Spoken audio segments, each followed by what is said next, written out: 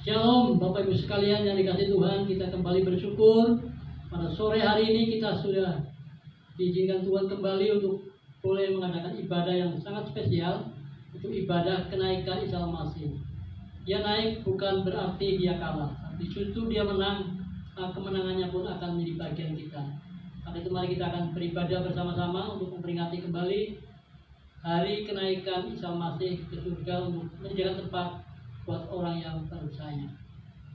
Mari kita akan datang kepada Tuhan. Pertolongan kami datang dari pihak Tuhan yang menciptakan langit dan bumi dengan segala isinya, yang tidak pernah meninggalkan perbuatan tangannya oleh karena kasih setianya. Turunlah kiranya saudara sekalian anugerah dan sejahtera dari Allah Bapa dalam Kristus Yesus dan persekutuan Roh Kudus akan menyertai saudara sekalian selama boleh beribadah kepada Tuhan bahkan sampai Maranatha. Amin. Selamat sore Bapak Ibu Saudara yang kekasih di dalam Tuhan, jemaat Diapondra yang ada di rumah masing-masing.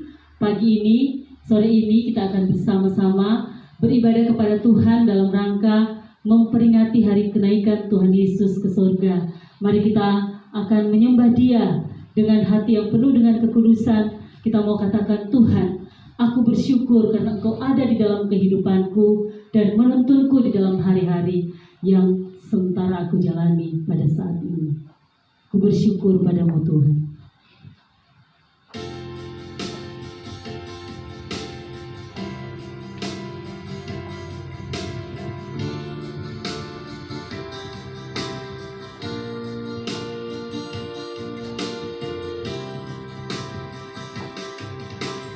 Ku bersyukur padamu Tuhan atas kasih-Mu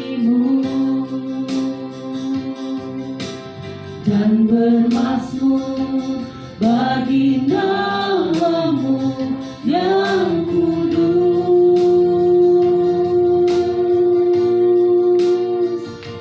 sebab Engkau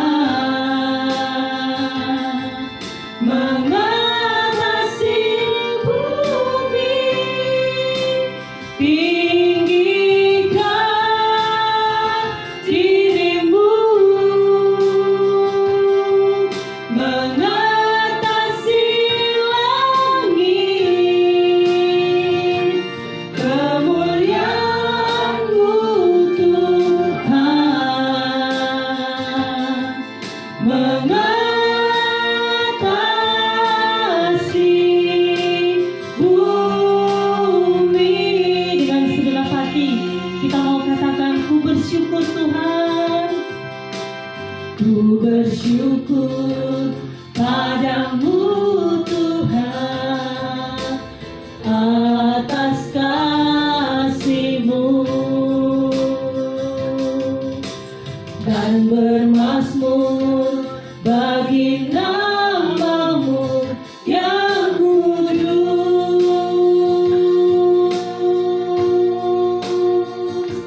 sebab Engkau kebenaranku, padamu ku percaya, betapa mulianya Tuhanku, ku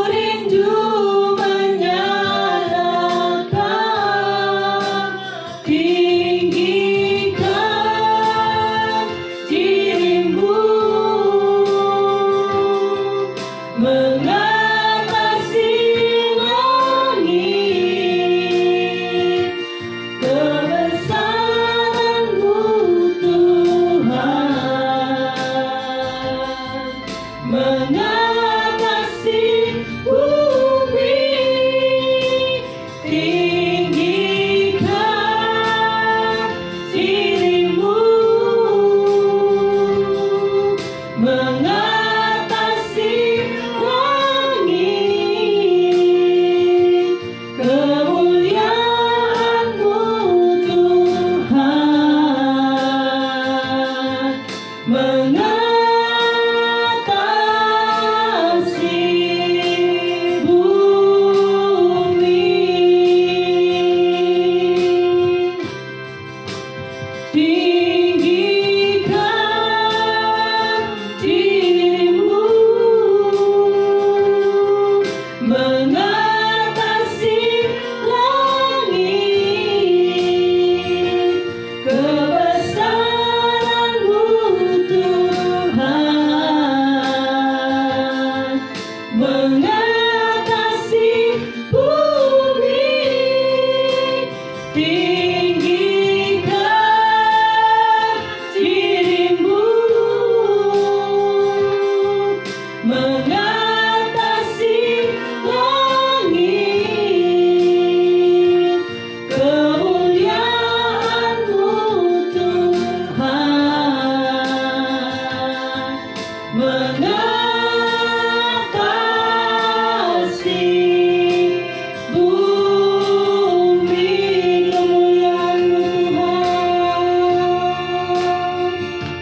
Kemuliaan-Mu Tuhan,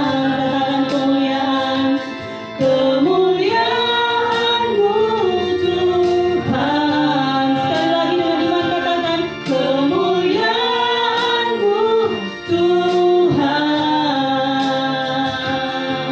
mengatasi bumi. Mari kita sembah Dia, kita sembah Allah yang senantiasa ada bagi kita, Allah yang naik di dalam surga, menyediakan tempat bagi kita semua. Haleluya. Terima kasih Tuhan. Haleluya.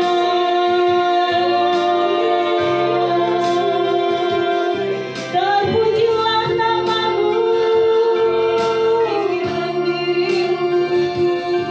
Haleluya.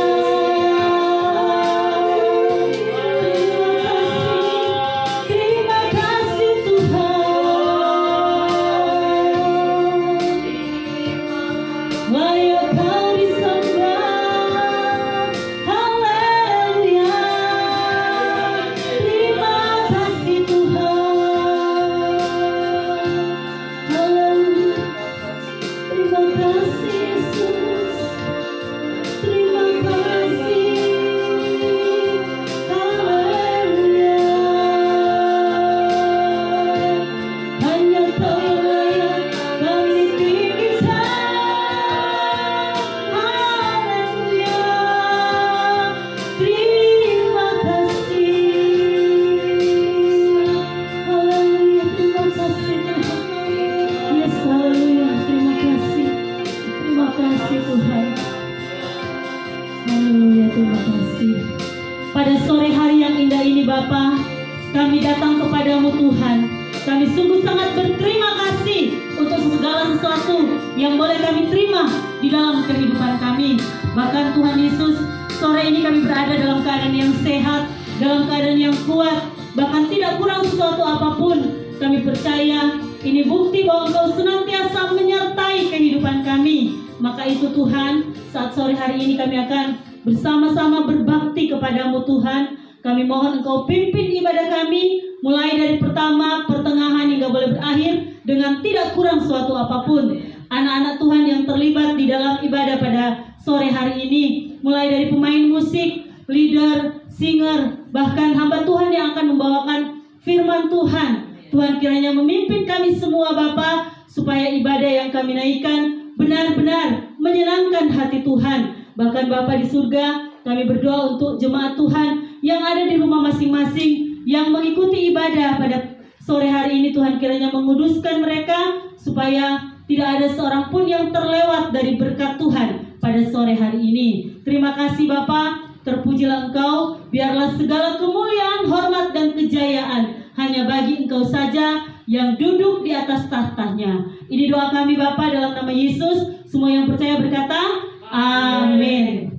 Shalom Bapak Ibu. Nah, sore hari ini kita akan bersama-sama memuji-muji nama Tuhan lewat puji-pujian bahwa kita semua sudah diberikan kuasa oleh Tuhan untuk mengalahkan apapun kuasa-kuasa lain yang datang menghimpit kehidupan kita. Ku diberi kuasa oleh darah-Mu Tuhan.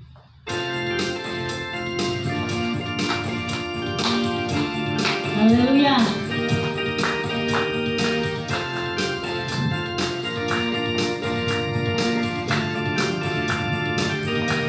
Sama-sama kita katakan.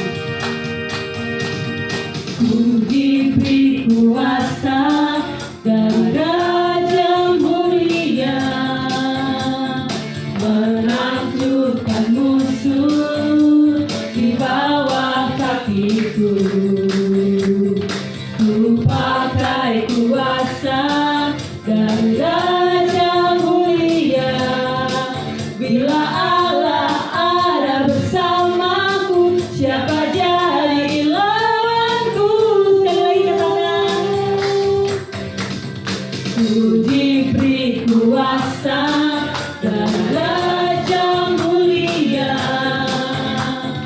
menaklukkan musuh di bawah kakiku.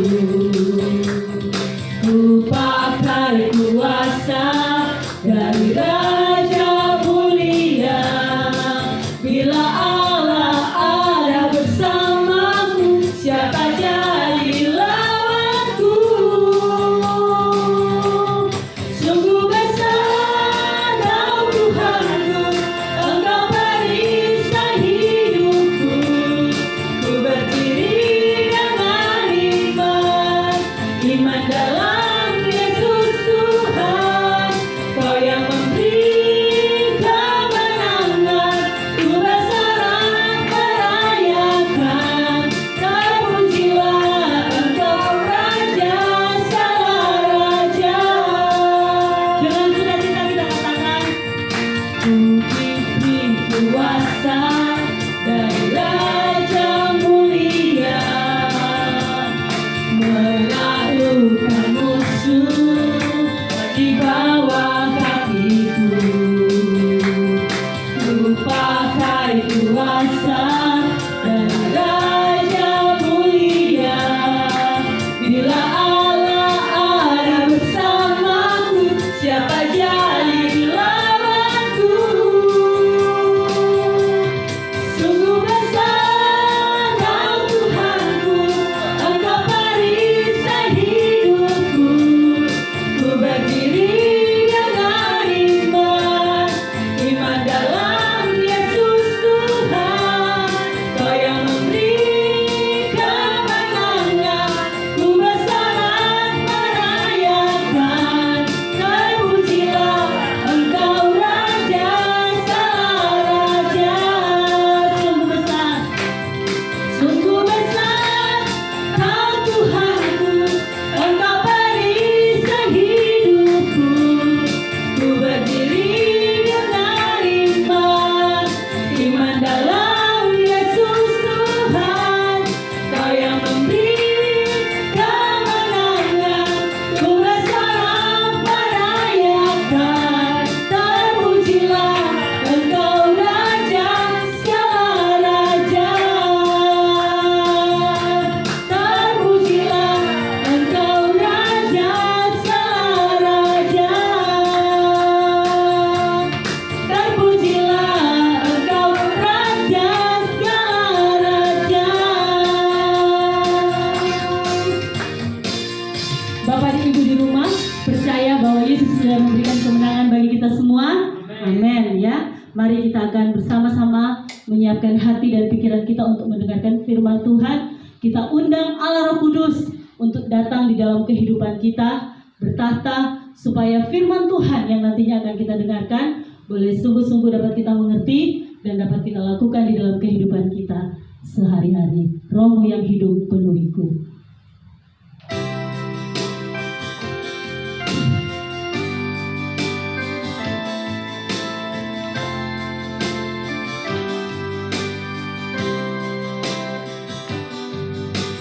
Roh-Mu yang hidup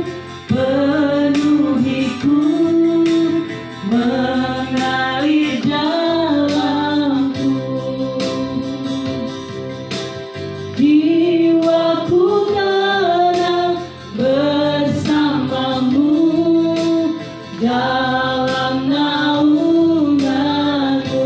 Katakan, ku buka hati untuk jamahan-Mu, berserah penuh di hadirat-Mu. Kau ambil alih seluruh hidupku di altar-Mu, menyembah-Mu. Dengan kesungguhan hati kita bersama-sama katakan, Roh-Mu yang hidup penuhiku, mengalir dalamku. Undang Roh Kudus untuk memenuhi kehidupan kita. Jiwaku tenang bersama-Mu, dalam naungan-Mu. Ku buka hati untuk jamahan-Mu, berserah penuh di hadirat-Mu. Kau ambil alih seluruh hidupku di altar-Mu, menyembah-Mu. Lebih dalam lagi, kita mau undang Allah Roh Kudus untuk memenuhi kehidupan kita. Roh-Mu yang hidup penuhiku, mengalir dalamku. Jiwaku tenang bersama-Mu, dalam naungan-Mu. Ku buka hati untuk jamahan-Mu, berserah penuh di hadirat-Mu. Kau ambil alih seluruh hidupku di altar-Mu, menyembah-Mu. Ku buka hati untuk jamahan-Mu, berserah penuh di hadirat-Mu. Kau ambil alih seluruh hidupku di altar-Mu, menyembah-Mu. Ku buka hati, ini kami Bapa, kami buka hati kami untuk Engkau ada bersama-sama kami Bapa. Ambil alih seluruh kehidupan kami. Haleluya. Seluruh hidupku di altar-Mu, menyembah-Mu. Di altar-Mu, menyembah-Mu. Di altar-Mu, menyembah-Mu.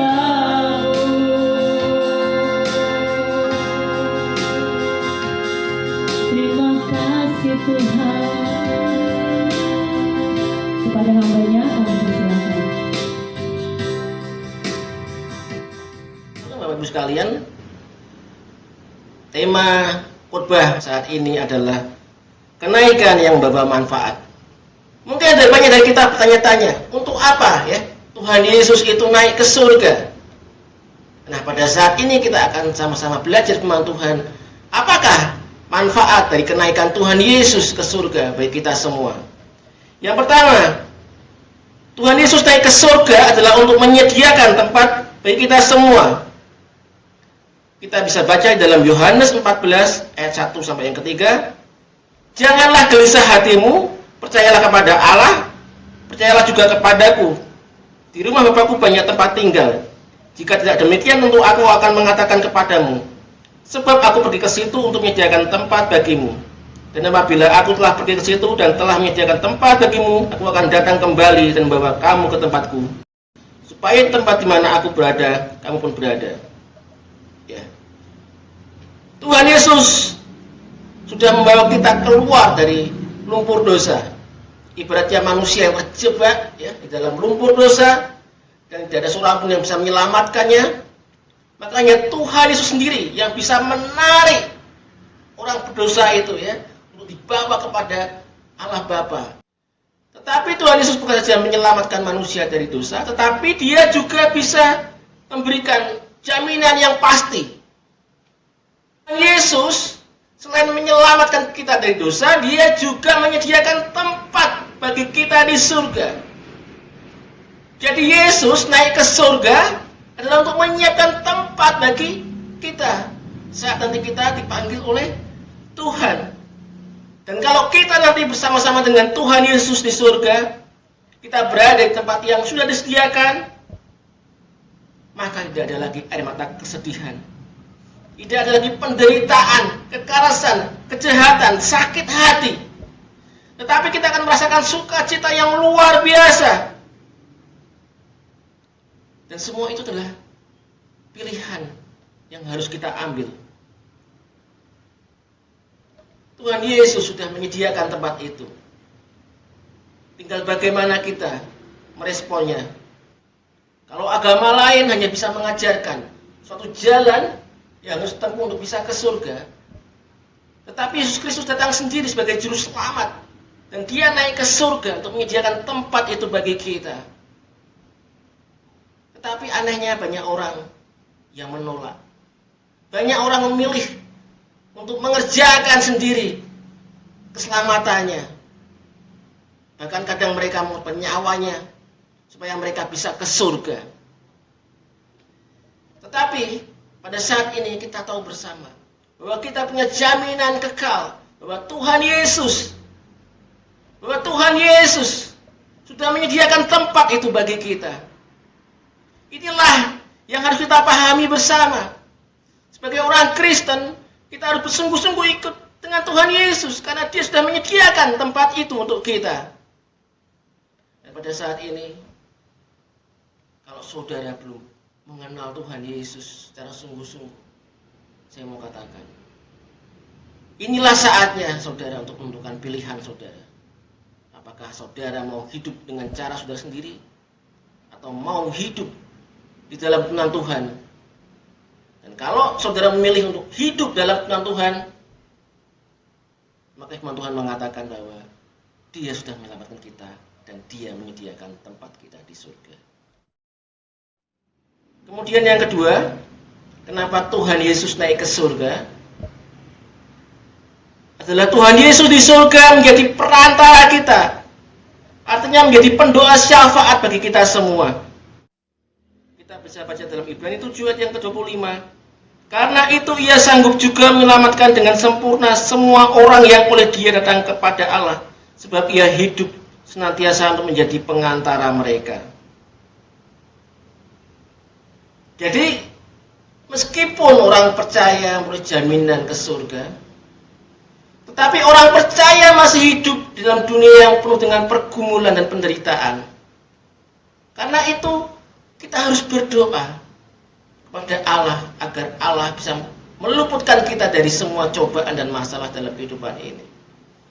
Tetapi ternyata ketika kita berdoa, ada perantara, yaitu Tuhan Yesus di surga. Dia mendengar doa kita dan Dia menyampaikan keluhan itu kepada Allah Bapa. Jadi apapun pergumulan kita, jangan khawatir, karena Tuhan Yesus sudah naik ke surga untuk menjadi perantara, sehingga doa-doa kita pasti akan didengar. Apapun masalah saudara, apapun masalah penderitaan yang saudara alami, yang saudara gumulkan, yakinlah bahwa Tuhan pasti mendengarkan doa kita. Mungkin saat ini saudara bergumul untuk keluarga yang belum diselamatkan. Mungkin suami saudara, mungkin istri saudara, mungkin anak saudara belum mengenal Tuhan. Yakinlah bahwa dengan doa itu, maka pintu surga akan terguncang. Dan Tuhan sendiri akan menyampaikan kepada Allah Bapa semua isi hati kita.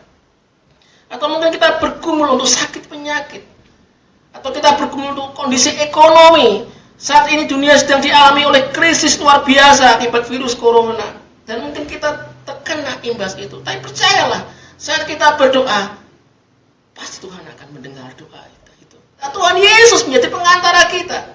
Jadi jangan takut, jangan khawatir, jangan bimbang. Doa kita pasti akan didengar oleh Allah Bapa. Kemudian yang ketiga, kenapa Tuhan Yesus naik ke surga? Adalah supaya Roh Kudus bisa dicurahkan kepada umat manusia. Kita bisa melihat dalam Yohanes 16 ayat 7. Namun benar yang kukatakan ini kepadamu adalah lebih berguna bagi kamu jika aku pergi. Sebab jikalau aku tidak pergi, penghibur atau Roh Kudus itu tidak akan datang kepadamu. Tetapi jikalau aku pergi, aku akan mengutus dia kepadamu. Ya. Jadi Tuhan Yesus naik ke surga adalah supaya Roh Kudus bisa turun untuk menjadi penghibur atau penolong bagi orang percaya. Dan Roh Kudus ini akan menginsyafkan dunia akan dosa, akan kebenaran, dan akan penghakiman. Kita bisa lihat itu dalam Yohanes 16 ayat yang ke-8. Bahkan Roh Kudus itu akan memimpin kita dalam seluruh kebenaran. Dalam Yohanes 16 ayat yang 13. Jadi, jangan khawatir. Kalau kita mau melayani Tuhan, kalau kita mau memberitakan Injil, ada banyak tantangan, ada banyak hambatan, ada banyak orang yang mau menyakiti kita. Mungkin ada kuasa gelap nggak suka kepada kita dan dia menyerang kita. Karena Roh Kudus adalah pelindung kita. Dia sudah dikirimkan oleh Allah Bapa untuk menolong kita. Dan itu semua terjadi ketika Yesus naik ke surga. Eranya sudah berganti. Yaitu pada masa gereja ini, di mana Roh Kudus tercurah secara luar biasa. Dan bukan saja sebagai penolong, tapi Roh Kudus juga akan memberikan kuasa kepada orang percaya. Di dalam Kisah Rasul 1 ayat yang ke-8 dikatakan, tetapi kamu akan terima kuasa kalau Roh Kudus turun ke atas kamu, dan kamu akan menjadi saksiku di Yerusalem dan di seluruh Yudea dan Samaria dan sampai ke ujung bumi. Ya, kita sebagai saksi-saksi Tuhan bukan cuma ditolong, bukan cuma dihibur oleh Roh Kudus, tapi kita juga diberikan kuasa melalui kuasa Roh Kudus itu. Dan jangan lupa, Roh Kudus itu bukan hanya menaungi kita, di depan kita, di samping kita, tapi Roh Kudus itu bahkan ada di dalam kita. Ketika Saulus waktu itu, sebelum jadi Rasul Paulus, dia menganiaya orang Kristen. Dan dia bertemu dengan Tuhan Yesus dalam perjanjian kedamsik. Saat itu Tuhan Yesus berkata kepada Saulus, Saulus, Saulus, mengapa engkau menganiaya aku? Padahal Saulus waktu itu tidak pernah bertemu secara langsung dengan Tuhan Yesus. Artinya apa? Ketika orang percaya dianiaya, Roh Kudus itu juga merasakan bagaimana rasanya dianiaya. Karena apa? Roh Kudus itu manunggal dengan kita, ada di dalam kita. Saat kita percaya, Roh Kudus itu ada dalam hati orang percaya. Dan Roh Kudus itu memberikan kuasa yang luar biasa. Roh Kudus itu memberikan kuasa sebagai saksi Kristus. Jadi kita nggak perlu takut pada kuasa kegelapan. Kita nggak perlu takut pada orang-orang yang mau berbuat jahat kepada kita. Kita harus percaya dan mengerti bahwa kita adalah saksi-saksinya. Diminta untuk menginjil, untuk melipat gandakan anggota di kerajaan Allah di muka bumi ini. Dan kita juga harus tahu bahwa kita tidak sendirian, tetapi ada Roh Kudus yang menjadi pelindung, penghibur, menolong, dan juga memberikan kuasa bagi kita untuk bisa melayani Tuhan. Dan semua itu bisa terjadi ketika Tuhan Yesus naik ke surga. Karena kalau Tuhan Yesus tidak naik ke surga, maka Roh Kudus tidak akan turun bagi kita semua. Demikian firman Tuhan pada hari kenaikan Tuhan Yesus ke surga, di mana kita bisa melihat 3 manfaat dari kenaikan Tuhan Yesus ke surga. Yaitu yang pertama, bahwa Tuhan Yesus naik ke surga untuk menyediakan tempat bagi kita sebagai orang percaya. Dan yang kedua, Tuhan Yesus naik ke surga supaya dia bisa menjadi perantara dari doa-doa kita. Dan yang terakhir, bahwa Tuhan Yesus naik ke surga supaya Roh Kudus yang menjadi penolong, yang menjadi penghibur, yang memberikan kuasa kepada kita bisa turun dan menjadi bagian dalam hidup dan pelayanan kita. Dan kiranya firman ini menguatkan kita untuk tetap teguh, tetap setia, tetap beriman kepada Tuhan Yesus.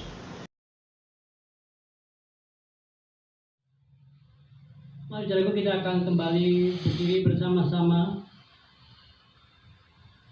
Tuhan akan memberkati engkau. Tuhan akan melindungi engkau.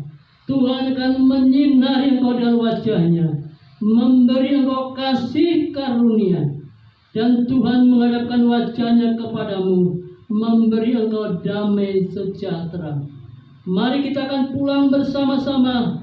Terimalah berkat yang datang dari Allah Bapa dalam Kristus Yesus. Persekutuan Roh Kudus akan menyertai kita pulang mulai saat ini bahkan sampai Maranatha. Haleluya. Amin.